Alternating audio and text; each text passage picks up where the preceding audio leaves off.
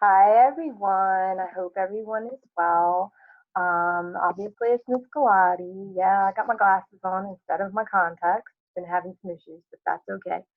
Um, we are going to on this YouTube video. This lesson is going to be for the week of May 7th through May 13th, and we are going to do Amplify um, lesson 9, where it's home. So I'm going to start without any further ado, and I'm going to share this screen. What you're going to see right now is what you can look up what your assignment is online, or whether I send it to you through Remind or on Schoology. This is what you will see. So we're going to start with Unit 7B, Character and Conflict, Subunit 2, Raisin in the Sun, Lesson 9, Home, and we're going to go to Activity Tab 2. So everybody knows how to get into Amplify by now because we've been doing it for the past 6, 7 weeks at home, and well, 5 or 6 weeks. And so this unit is 7B, subunit 2, lesson 9. Okay, and we are going to do tab 2. Okay, and on tab 2, we have a new scene that I'm going to read to you. Um, Basically, this whole lesson entails the stuff around Mama getting the money, the insurance money, taking it and putting a down payment on a house that she wants. Pay close attention. What you need to do is pay close attention to the reactions of each one of the characters. With that being said, okay, let me just tell you that um, during this time, if you had um, chosen the one character that you chose before in the lessons beforehand, lesson 8 and that, if you had chosen Beneatha, that's fine. But for our purposes, okay, when we're going to look at the characters this week and their reactions to Mama buying the house, it's going to be simpler if we zone in on Bruce or Walter and their reactions, okay? Then that will make sense once I go through this. The questions here is what's the family reactions to Mama's purchase? Whether everyone's happy, almost everyone, everyone's upset, or almost everyone's upset, okay? And you need to just pay attention, particularly to, we're only going to do card 1 on that. Okay, so in this scene, Mama comes home. Walter says, Mama, where have you been? Mama says, them steps is longer than they used to be. Whew! She sits down and ignores him. How are you feeling this evening, Ruth? Ruth shrugs, disturbed at having been interrupted and watching her husband knowingly.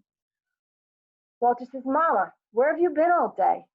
Mama still ignores him and leans on the table and changing to more comfortable shoes. Where's Travis? Ruth says, I let him go out earlier and he ain't come back yet. Boy, is he going to get it. Walter says, Mama, Mama, as if she has heard him for the first time. Yes, son? Where did you go this afternoon? I went downtown to tend some business that I had to tend to. What kind of business? You know better than to question me like a child, brother. Walter, rising and bending over the table. Where were you, Mama? Bringing his fist down and shouting, Mama, you didn't do something with that insurance money, something crazy. The front door opened slowly, interrupting him, and Travis peeked his head in less than hopefully. Travis to his mother, Mama, nothing. You're going to get it, boy. Get on in that bedroom and get yourself ready. But why don't you all never let the child explain itself, Mama says. Keep out of it now, Lena. Mama clamps her lips together and Ruth advances toward her son menacingly. Ruth says, 1,000 times I've told you not to go off like that. Mama, holding out her arms to her grandson, well, at least let me tell him something. I want him to be the first one to hear. Come here, Travis. The boy obeys gladly. Travis, she takes him by the shoulder and looks into his face. You know what money we got in the mail this morning? Yes'm. Well, what do you think your grandmama gone and done with that money? I don't know, Grandmama. Mama, putting her finger on his nose for emphasis. She went out and she bought you a house. The explosion comes from Walter at the end of the revelation, and he jumps up and turns away from all of them in a fury. Mama, continues to Travis, you glad about that house? It's going to be yours when you get to be a man. Yeah, I always wanted to live in a house. All right, Mama says. Give me some sugar then. Travis puts his arm around her neck as she watches her son over the boy's shoulder. Then to Travis after the embrace. Now, when you say your prayers tonight, you thank God and your grandfather because it was him who gave you the house in his own way. Ruth taking the boy from Mama and pushing him toward the bedroom. Now you get out of here and get ready for your beating. Oh, Mama. Get on in there, Ruth says, closing the door behind him and turning radiantly to her mother-in-law. So you went and did it? Mama quietly looking at her son with pain. Yes, I did. Ruth, raising both arms classically, praise God, looks at Walter a moment, who says nothing, and she crosses rapidly to her husband. Please, honey, let me be glad. You be glad too. She has laid her hands on his shoulders, but he shakes himself off, roughly, without turning to face her. Oh, Walter, a home? A home? She comes back to Mama. Well, where is it? How big is it? How much is it going to cost? Well, Mama says, when we move in. Mama smiles. First of the month. Ruth throwing back her head with jubilance. Praise God! Mama tentatively, still looking at her son's back, turned against her and Ruth. It's, it's a nice house, too. She cannot help speaking directly to him. An imploring quality in her voice, her manner makes her almost like a girl now. 3 bedrooms, nice big one for you and Ruth. Me and Benita still have to share our room, but Travis has one of his own, and I figure if the new baby is a boy, we could get one of them double-decker outfits, and there's a yard with a little patch of dirt where I could maybe get to grow me a few flowers, and a nice big basement. Oh, Walter, honey, be glad, Ruth said. Mama still to his back, fingering things on the table. Of course, I don't want to make it sound fancier than it is. It's just a plain little old house, but it's made good and solid, and will be ours. Walter Lee, it makes a difference in a man when he can walk on floors that belong to him. Ruth says, where is it? Mama frightened at the telling. Well, it's out there in Clybourne Park. Ruth's radiance fades abruptly, and Walter finally turns slowly to face his mother with incredulity, can't even say that, I'm sorry, and hostility. Where? Oh, 406 Clybourne Street, Clybourne Park. Clybourne Park, Ruth says? Mama, there ain't no colored people living in Clybourne Park. Mama almost idiotically, well, I guess there's gonna be some now. Walter bitterly. So that's the peace and comfort you went out and bought for us today? Mama raising her eyes to meet his finally. Son, I just tried to find the nicest place for the least amount of money for my family. Ruth trying to recover from the shock. Well, of course I ain't one never been afraid of no crackers, mind you, but well, wasn't there no other houses nowhere? Mama says, them houses they put up for color in them areas way out all seem to cost twice as much as other houses. I did the best I could. Ruth, struck senseless with the news and its various degrees of goodness and trouble, she sits a moment, her fist propping her chin in thought, and then she starts to rise, bringing her fist down with vigor, the radiance spreading from cheek to cheek. Well, all I can say is that this is my time in life, my time to say goodbye. And she builds with momentum as she starts to circle the room with an exuberant, almost tearfully happy release. These damned cracking walls, she pounds the walls, and these marching roaches, she wipes in an imaginary army of marching roaches, and this cramped little closet which ain't now or never was no kitchen.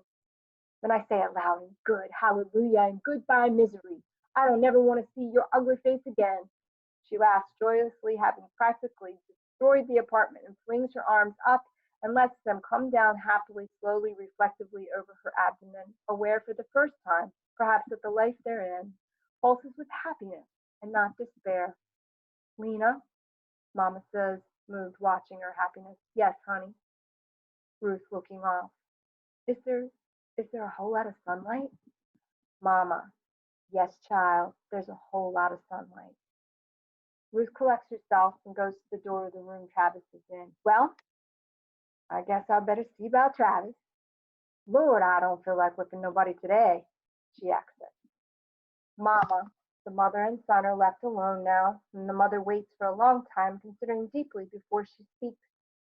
Son, you understand what I've done, don't you? Walter's silent and sullen. I just seen my family falling apart today. Just falling to pieces in front of my eyes. We couldn't have gone on like we was today. We was going backwards instead of forwards, talking about killing babies and wishing each other was dead. When it gets like that in life, you just gotta do something different. Push on out and do something bigger. She waits. I wish you'd say something, son. I wish you'd say how deep inside you think I've done the right thing. Walter crossing slowly to his bedroom door and finally turning there and speaking measuredly. What you need me to say you've done right for? You the head of this family. You run our lives like you want to. It was your money, and you did what you wanted with it. So what you need for me to say it was all right for? Bitterly to hurt her as deeply as he knows is possible. So, you butchered up a dream of mine. You, who always talking about your children's dreams. Walter Lee. Walter closes the door behind him and Mama sits alone, thinking heavily. Okay, so you only have that one question. However, right before it, okay, it says, after reading, highlight places in the text where you see your character responding to the news about the house purchase.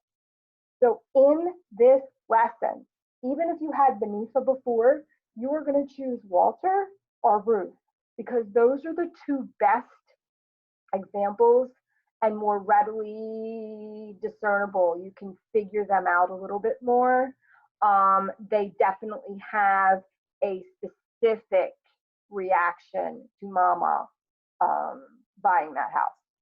So either choose Walter or choose Ruth and highlight places in the text where if you choose Ruth, you're definitely going to highlight when she's jubilant and she says praise God. If you choose Walter, you're definitely going to highlight in the place where he's sullen and where he says, of course, that she destroyed and butchered up his dreams. Those are the things that you're looking for. Okay, so highlight at least two places for your character.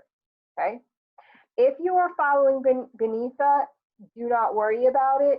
Don't look at number two. Make sure that you do number one with either Ruth or Walter. We are not going to do what Amplify says to do with Beneatha if you've chosen Beneatha.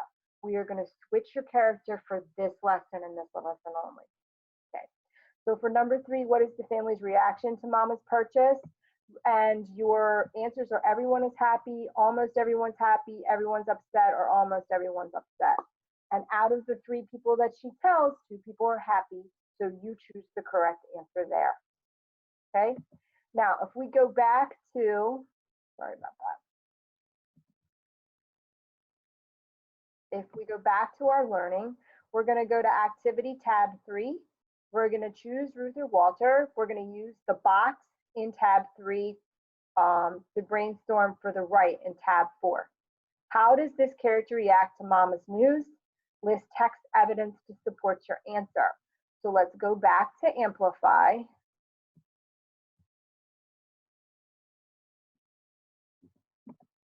And on Amplify, tab 3, what do you think is your character's main response to this news? So if it were Walter, what was his main response? Or if it were Ruth, what was her main response? Not all the little ones, but the main response. Obviously, Walter's not real happy about it, and you go into detail about that. And obviously, Ruth is ecstatic, okay? And then you can go into detail about that. Which passage in the text?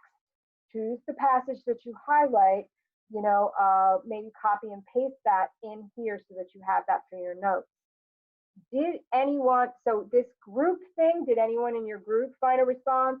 We are not doing it as a group. Obviously, we are doing it individually. So only the first two bullets you are going to be doing.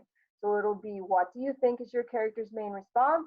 And which passage made you think so? Okay, make sure that you hand that in after you're finished and go to your writing. Again, another writing which will call for you writing in race format, restate part of the question, answer the question, cite evidence, and explain. Okay, so you have to describe your character's reaction to the house purchase. Does this reaction surprise you? Why or why not? You have several different pieces that you have to actually answer. Okay. When you describe your character's reaction, that's going to be directly related to tab 3, where you put their main reaction and that evidence. Okay, so that will be your first part of what you write in tab 4, card 2. You're going to put the character, their reaction, their main reaction, and that example. Then, in your mind, the second part is, does that reaction surprise you? You're going to put down whether it surprises you or not and explain why. Okay? That's what the assignment is for this writing piece. Remember, it has to be 100 words or more. Okay? So hopefully that will help you. Once you're finished with that, hand that in. Go back to your sheet. We are now finished tab 4, where you're using race, okay? And you can go back to tab 3, like I showed you to answer the question, the first part of the question, at least 100 words. At that point, we're skipping over tab 5, and we are going to the exit ticket and then the solo, and that will finish up. Obviously, we're not sharing as a class on the writing, okay? All right, so do remember on that writing, before we go forward, do remember on that writing that you're going to pay particular attention to using that race format, but not only that, when you're citing evidence, make sure that you are using good grammar, good conventions, capitalization, punctuation, that kind of thing, because the computer actually grades you automatically. It will not grade you if you have less than 100 words. If you have near 100 words, it may, but it's still going to take a lot of points off because there's not the minimal amount of words there. So I hope that makes sense. And I know that you guys knew that, but you may have forgotten. So let's go to tab 6. And here's your original writing prompt. Okay. And this will have your writing inside of this gray area when you're finished and you have handed it in. So now from that writing prompt, what you wrote, this is what you're going to reflect on. Look back at what you wrote, copy and paste the strongest description from your writing. When you describe, if you've chosen Walter's feelings and how he acted, and you describe that, and if it was a very good description of what he was reacting like, then you would cut and paste that, or copy and paste that, and explain why that moment is so important.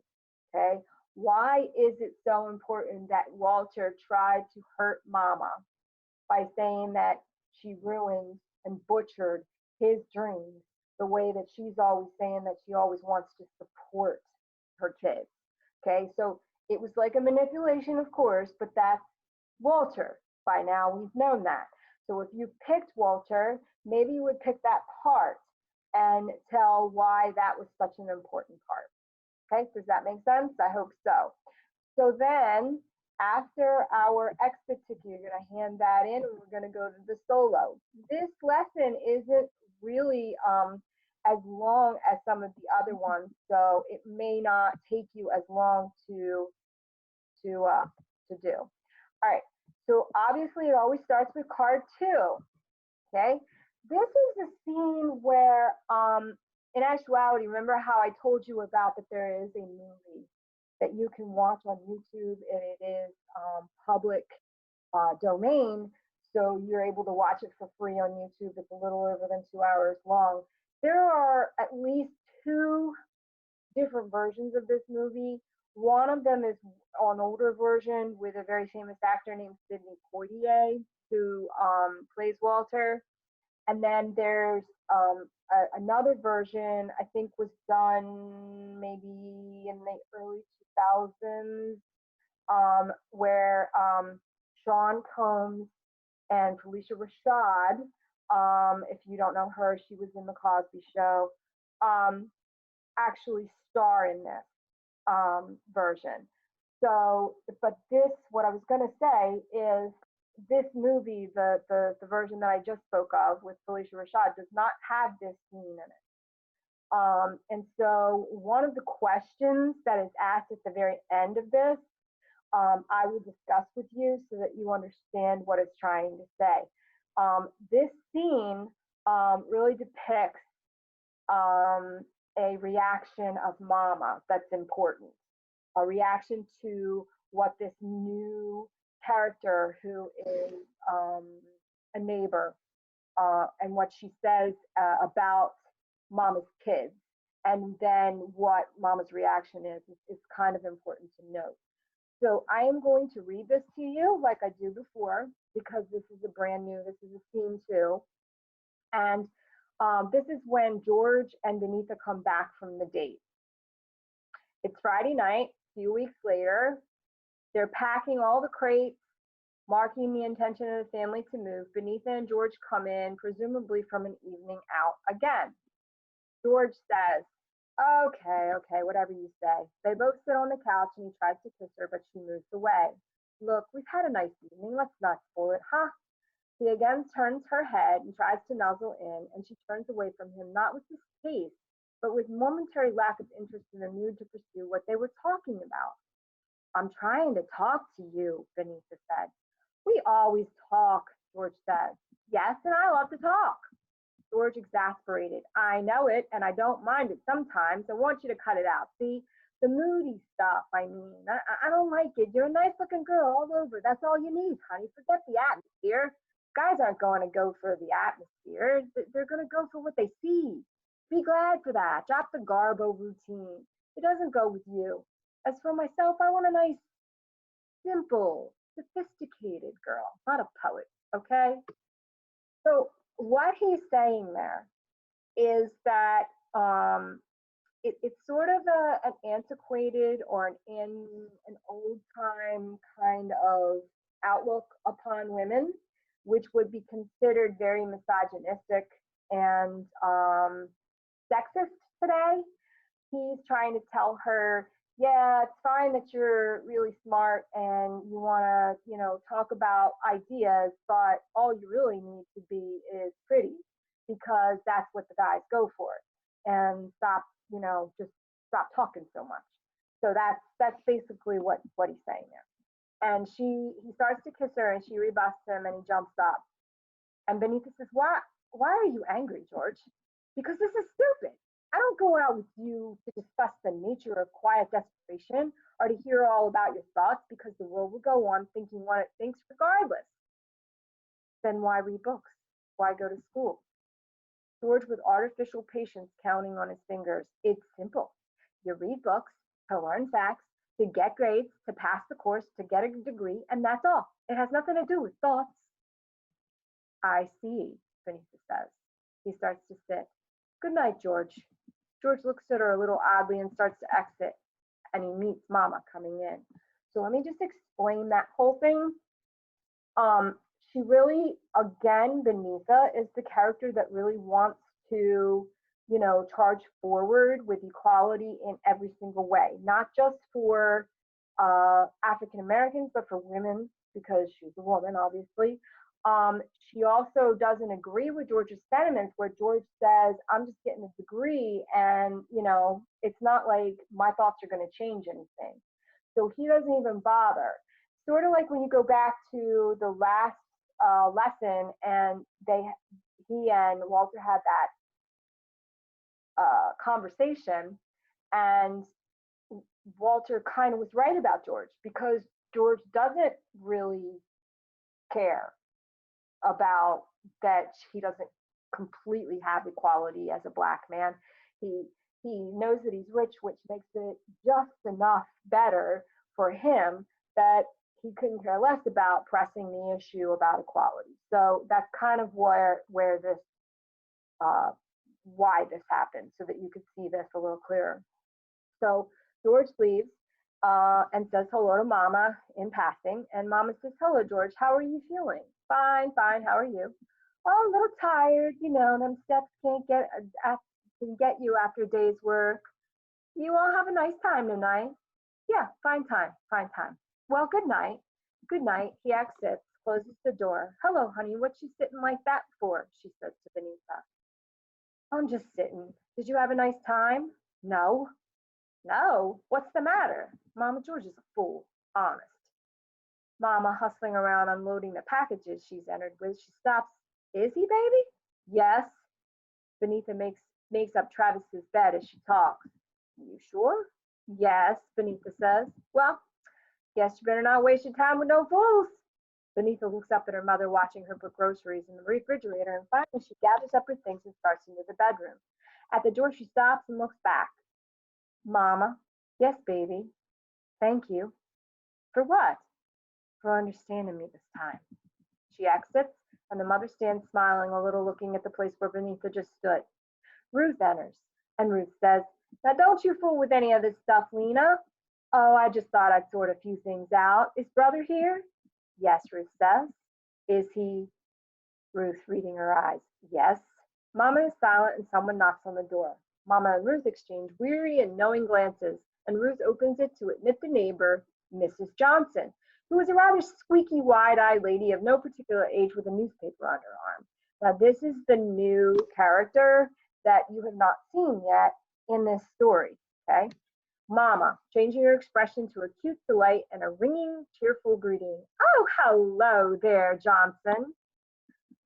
Johnson. This is a woman who decided long ago to be enthusiastic about everything in life and is inclined to wave her wrist vigorously at the height of her exclamatory comments. "Hello there yourself. How you this fine evening, Ruth?" Ruth, not much of a deceptive play. "Fine, Miss Johnson. You?" "Fine." Reaching out quickly, playfully, and patting Ruth's stomach. "Ain't you starting to poke out none yet?" She mugs with delight at the overfamiliar remark, and her eyes dart around looking at the crates and packing preparation. Mama's face is a cold sheet of endurance. "Oh, ain't we getting ready round here, though? Yes, sir. Looky here. I'm telling you, the youngers is really getting ready to move up a little higher. Bless God."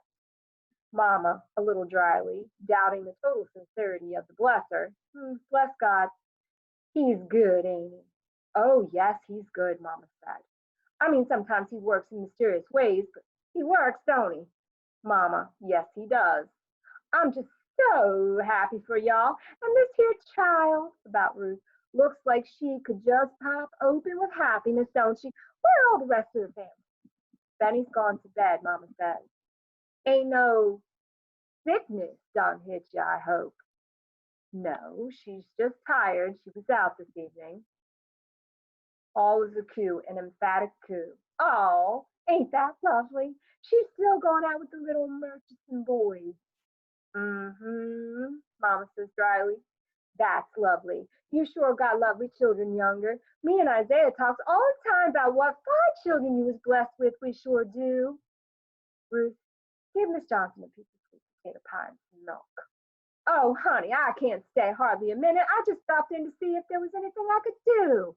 Accepting the food easily. "I guess y'all seen the news, what's all over the colored paper this week." "No, didn't get time yet this week," Mama said. Johnson lifting her head and blinking with the spirit of catastrophe. "You mean you ain't read about them colored people that was bombed out there place out there?" Ruth straightens with concern and takes the paper and reads it. Johnson notices her and feeds commentary. "Ain't it something how bad these here white folks is getting here in Chicago? Lord, getting you so you think you right down in Mississippi," with a tremendous and rather insincere sense of melodrama. "Of course, I think it's wonderful how our folks keep on pushing out. You hear some of these Negroes round here about how they don't go where they ain't wanted and all that, but not me, honey." This is a lie. "Wilhelmina Othello Johnson goes anywhere, anytime she feels like it." with head movements for emphasis. Yes, I do. Why, if we left it up to the crackers, the poor Negroes wouldn't have nothing. She clasps her hands over her mouth. Oh, I always forgets you don't allow that word in your house. Mama quietly looking her. No, I don't allow it. Johnson vigorously again. Me neither. I was just telling Isaiah yesterday when he come using it in front of me. I said, Isaiah, it's just like Miss Younger says all the time. Don't you want some more pie? Mama says. Oh, no, no, thank you. This was lovely. I got to get on over home and have my midnight coffee. I hear some people say you don't let them sleep, but I find I can't close my eyes right listen I done had that last cup of coffee. She waits a beat, undaunted. My good night coffee, I calls it. Mama, with much eye rolling and communication between herself and Ruth. Ruth, why don't you give Miss Young Johnson some coffee? Ruth gives Mama an unpleasant look for her kindness, and Johnson accepts the coffee. Where's brother tonight? Mama says, he's lying down.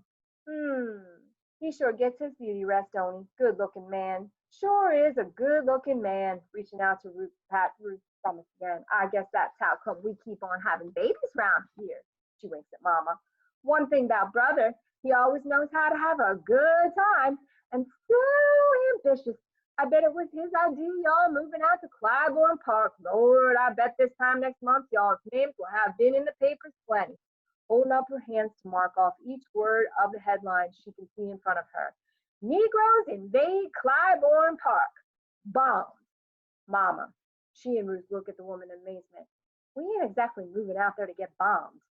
Johnson, oh honey, you know I'm praying to God every day that don't like nothing like that happen. But you have to think of life like it is. These here Chicago peckerwoods is some bad peckerwoods. Mama, wearily, we done thought of all that, Miss Johnson. Benita comes out of the bedroom in her robe and passes through to the bathroom. Mrs. Johnson turns. Hello there, Benny. Hello, Mrs. Johnson. How is school? Fine, thank you. And she goes out. Johnson insulted. Getting so she don't have much to say to nobody. The child was on her way to the bathroom, Mama said. I know, but sometimes she acts like ain't got time to pass the time of day when nobody ain't been to college.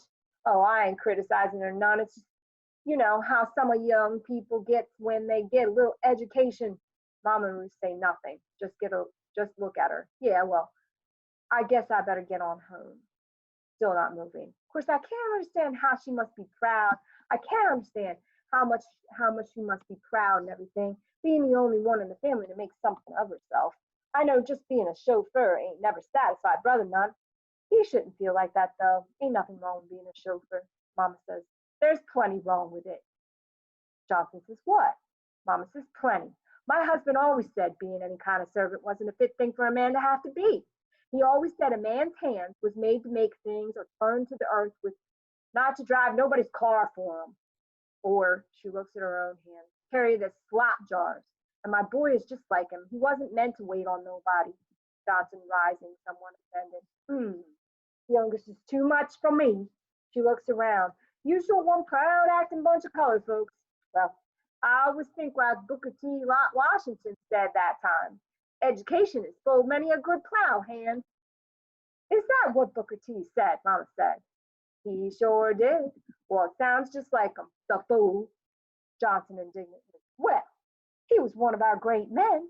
Mama says, who said so? Johnson, you know me, and you ain't never agreed about some things, Lena Younger. I guess I better be going. Good night, Ruth said. Good night. Oh, thrusting it at her, you can keep the paper. Night. Good night, Miss Johnson, Mama said. Mrs. Johnson exits. If ignorance was gold, Ruth said.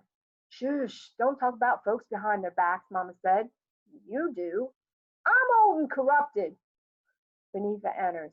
You was rude to Miss Johnson, Beneatha, and I don't like it at all. Beneatha at her door. Mama, if there are two things we as a people have got to overcome, one is the Ku Klux Klan, and the other is Mrs. Johnson. And she exits. Smart aleck. All right.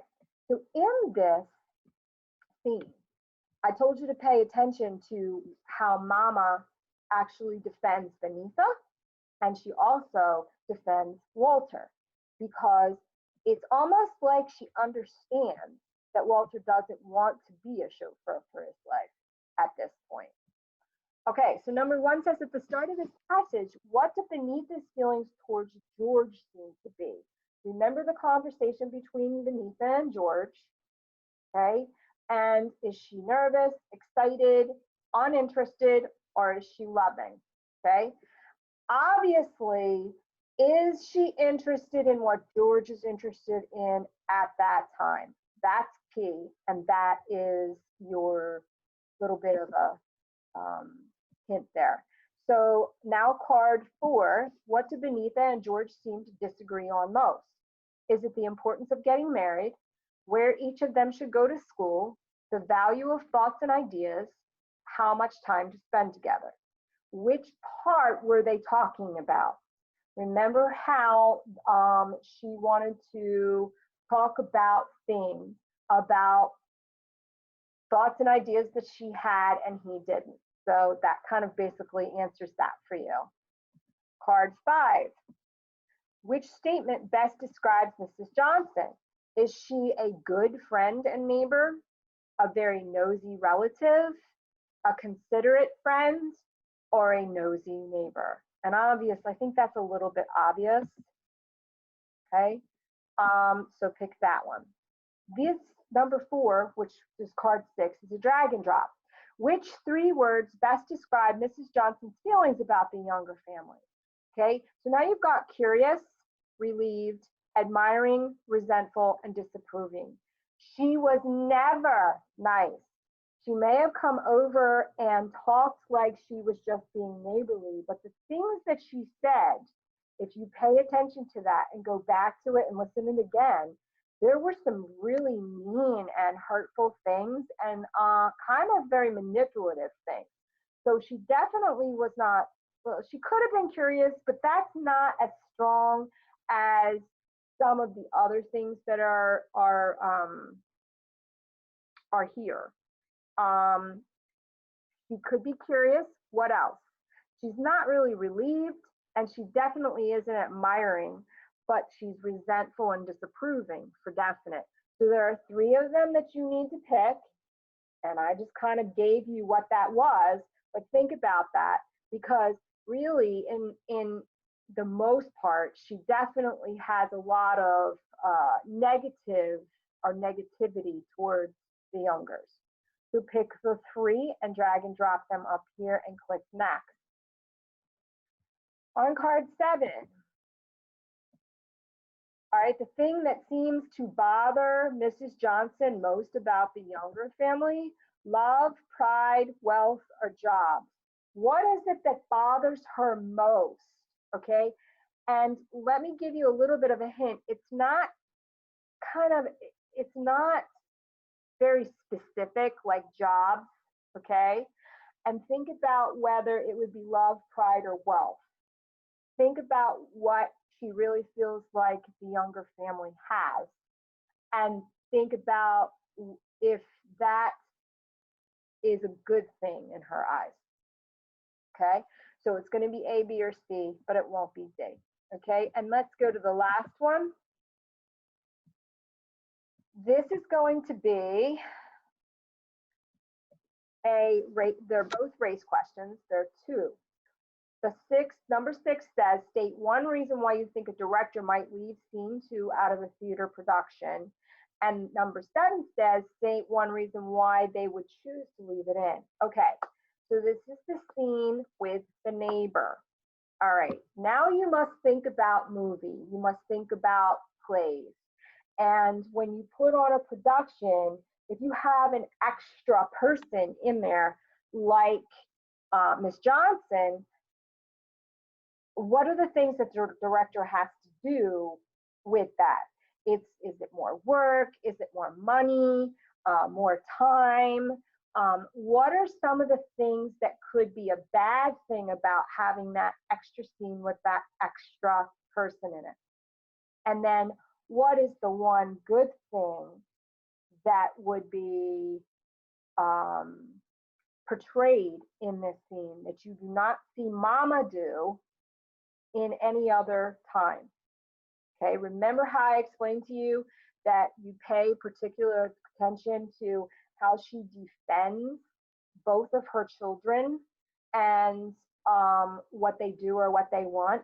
Okay, so it has something to do with that.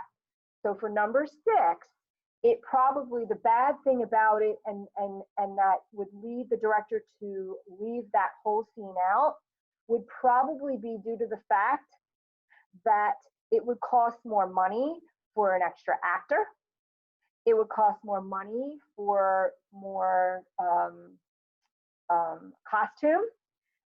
It would take more time into the play, and this may be a scene that could be cut because it was just a short piece, that kind of thing.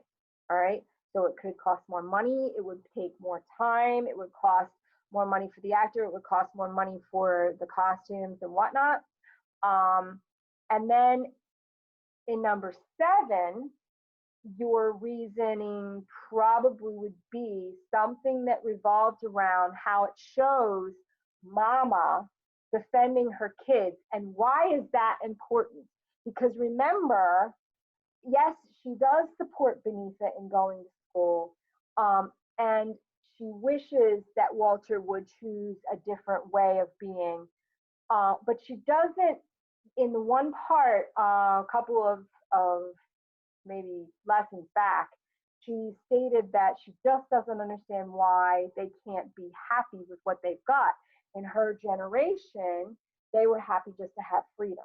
So she doesn't completely understand it, but in this scene, it's important to show in some ways because it shows the audience that she does really want her children to be supported, and she wants to support them in any way that she can. So with that being said, you have to figure out how to give those answers in race format. But they don't have to be 100 words. They're just extended response. So if there are any questions on this lesson particularly, remember I'm available and I'm on Zoom meets, which I send out on Remind and Schoology on Monday at 8 a.m. and Monday at 1 p.m. We are going to add meetings on where you would be able to get on a Google Meet instead of a Zoom. And the whole 7th grade ELA team, Miss Fair, Miss Coverdale, Miss Paquette, and I would be available during those times for any particular questions on upcoming lessons. So I wanted to let you know that is coming up. It's going to be for next week, and I will definitely push that out on Remind and on Schoology so that you guys have that information. And I hope that everyone is doing well and stay the course. Remember to look for the small joys, everything that makes you smile. Feel it as much as you can and intensely as you can, and remember that feeling. Do the things that give you joy, and get outside and enjoy the sunlight when the sun is out. And if there is ever anything that I can do, if you just want someone to listen to you, please don't hesitate to reach out to me. I am here all the time virtually. Everything comes through my phone, and I usually get it within, a couple hours, unless I'm asleep. But I want you to know that I do care about you. I do miss you, and I will be reaching out to you via phone every once in a while as well. So expect that. It's not anything about getting into trouble. It's just so that I know that you all are okay, and I can, reach out to you and see if you need anything in that vein. So I hope you guys have a really good week, and I will talk to you soon. And with that, I will stop and wish you good health and talk to you soon. Bye.